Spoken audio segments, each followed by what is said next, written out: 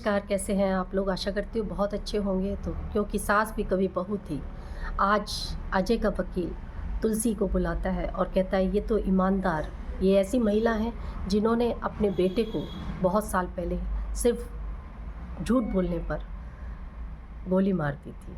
तो आज वो सच बताएंगी सबके सामने। तो ये सुनते ही हेमंत, जो उनके वकील हैं मिहिर बिरानी परिवार के, वो कहते हैं आप ऐसे कैसे कर सकते हैं जब पूरा केस सॉल्व हो चुका है, तो अब आप उनको क्यों बुला रहे हैं? कह रहे ये मेरे लास्ट गवाह हैं तुलसी जी, अब आकर पूरी कहानी मुझे बताएंगी कि उनके साथ क्या हुआ। तो फिर वो वकील कहते हैं तुलसी जी, अभी तो माता बैठी हुई हैं, आपको भी पता है कि बुराई पर अच्छाई की जीत होती है। आज आप बता दीजिए जो भी है, क्या आपकी बेटी गलत है या अजय का परिवार गलत है? तो तुलसी एकदम सुनते ही वो कहती है जो भी मैं बोलूँगी वो सच बोलूँगी। तुलसी जो परी की बेटी है वो गलत है और अजय ने मेरी बेटी को कभी नहीं मारा है। निशान ज़रूर परी के पास थे, गालों पर, हाथों पर जली भी थी, पर किसी ने जलाया नहीं, किसी ने मारा नहीं, कोई धोखा नहीं दिया।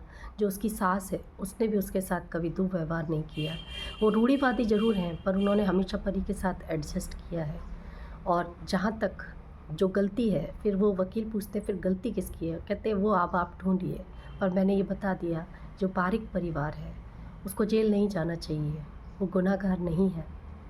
ये सुनते ही पूरी कोर्ट एकदम से अचंभित रह जाती है और कहते हैं कि ये आपने क्या किया? इतने में जज बोलते हैं मैंने इतने सारे केस देखे पर पहली बार किसी बेटी की माँ ने गवाही दी है अपनी बेटी के खिलाफ, ये बहुत बड़ी बात है। एक उधर हेमंत और मीर उन लोगों को, तुलसी को गुस्से में देखते हैं।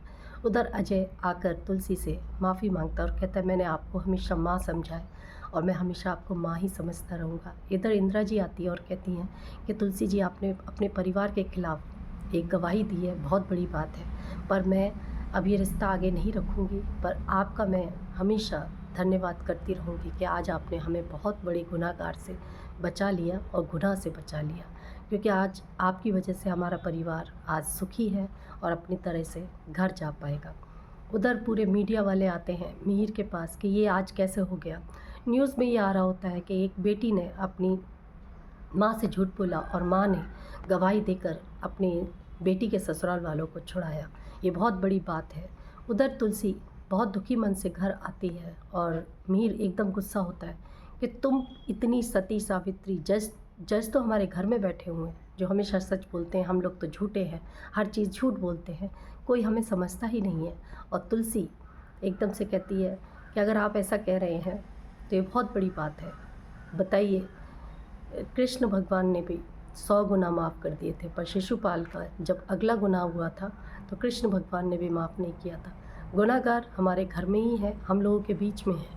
हम लोगों से झूठ बताया गया, जो उसे जलाया गया, मारा गया, हमने हर बात पे विश्वास किया, हम अंधों की तरह हर बात पर उसकी मानते रहे। कोई हमने समझा ही नहीं कि कोई हमारे घर का सदस्य भी गलत हो सकता है।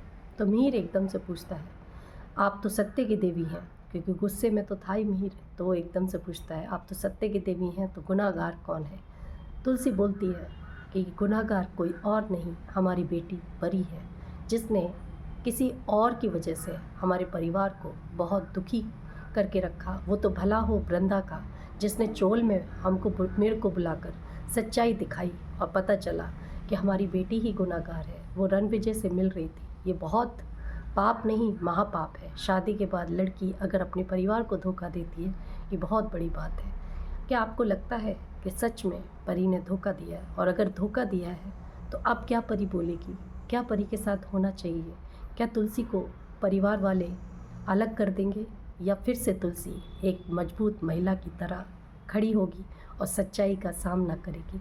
इसको जानने के लिए मेरे साथ जुड़े रहिए। धन्यवाद।